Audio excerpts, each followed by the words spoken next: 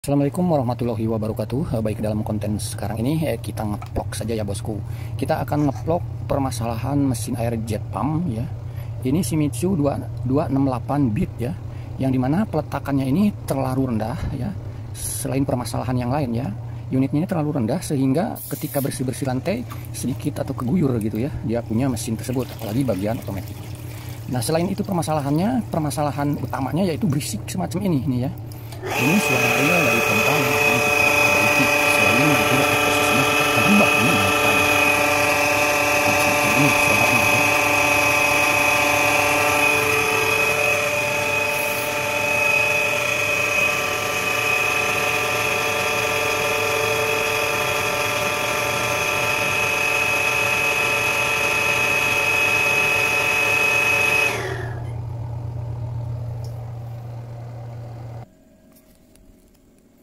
Oke lah, kita akan eksekusi ya.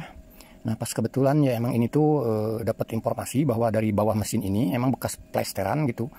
Mungkin sudah kurang bagus sehingga bolong dan akhirnya ditutup sama semen sehingga bagian mesin ini ketutup juga gitu ya.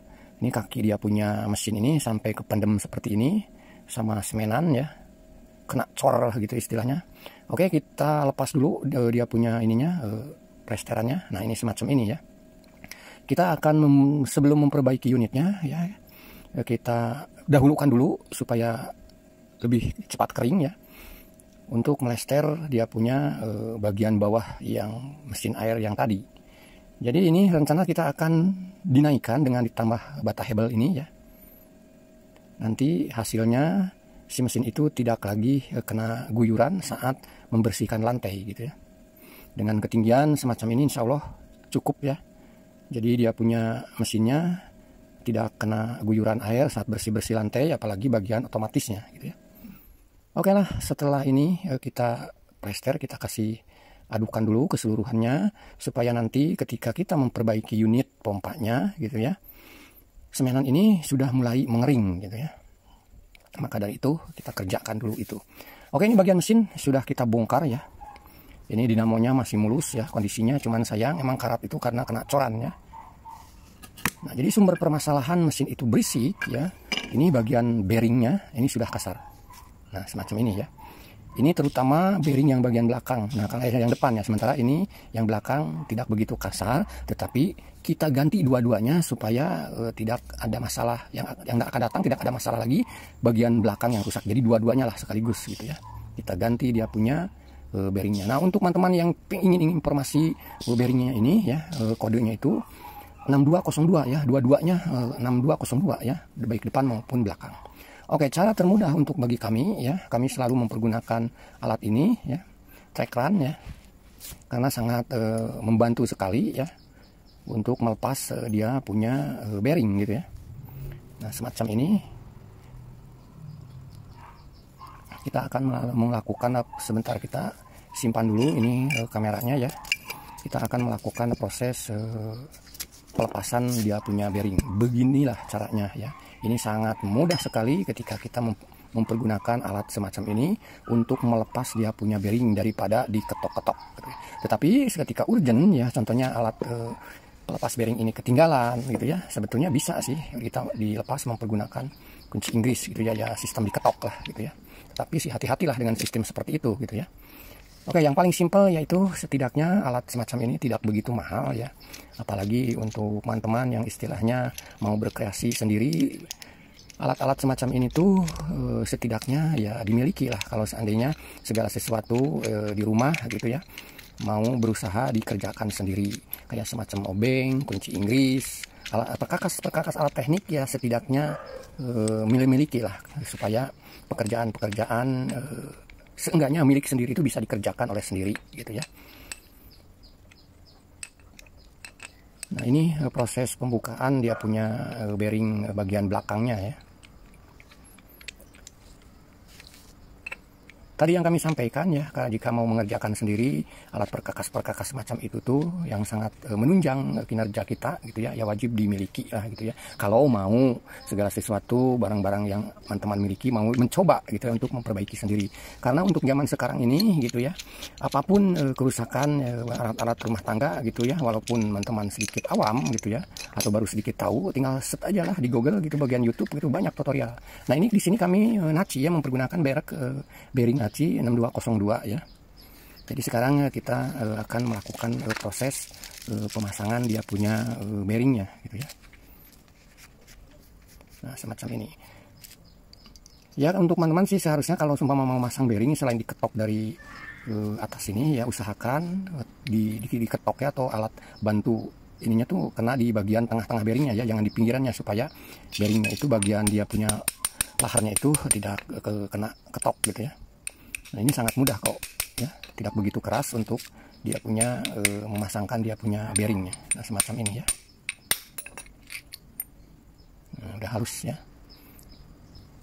Oke, ini real suara tanpa kami edit ya. Oke, kita satu lagi pasangkan bagian bearing belakangnya ya. Kita ganti dua-duanya.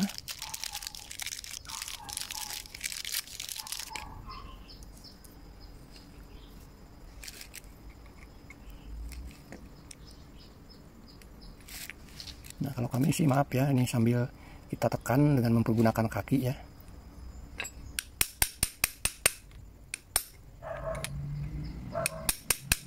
Nah, oke ya, sangat mudah ya. Oke, kedua bearing ini sudah kita pasang, kita akan rakit kembali. Mohon maaf mungkin proses perakitannya tidak bisa kami shot ya.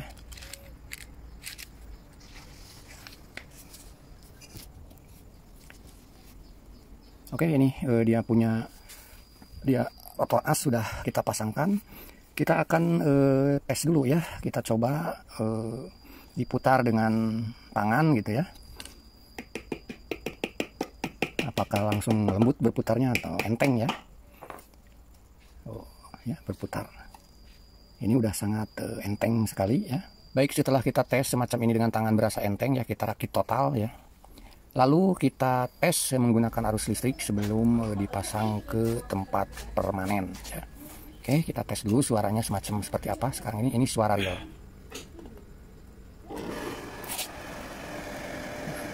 Semacam itu ya. Sekarang alhamdulillah ini mesin sekarang ini sudah halus kembali.